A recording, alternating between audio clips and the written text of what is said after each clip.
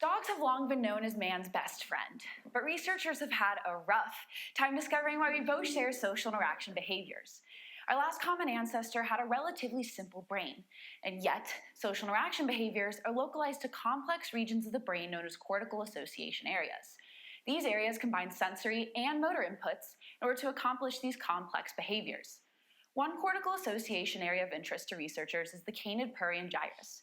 Prior research has indicated that it has similar functional and cellular connectivity to the human prefrontal cortex, but the human prefrontal cortex is extremely diverse. As such, only one of its subregions would be similar to the canid prurient gyrus, and researchers have been unable to figure out which one. It is this gap in the literature that my thesis sought to address.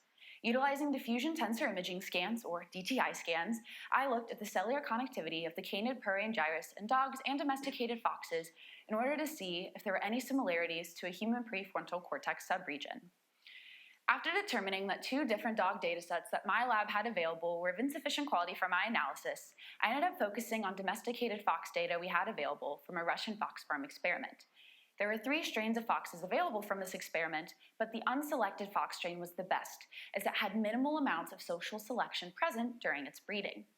On the slide behind me, you can see a list of brain regions of interest that I used in the cellular connectivity analysis. Utilizing a program known as FSL ProbTrack X2, I looked at the white matter connectivity between the canid prurient gyrus and these regions of interest. The program then gave me the average volume of the tracks connecting these brain regions, as well as all possible paths between them.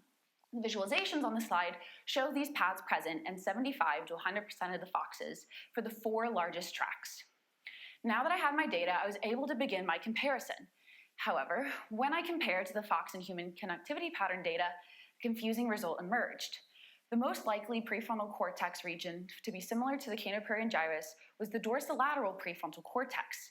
Prior research in the 1980s had also suggested this brain region, but more recent research had suggested that the dorsolateral prefrontal cortex is only found in primates.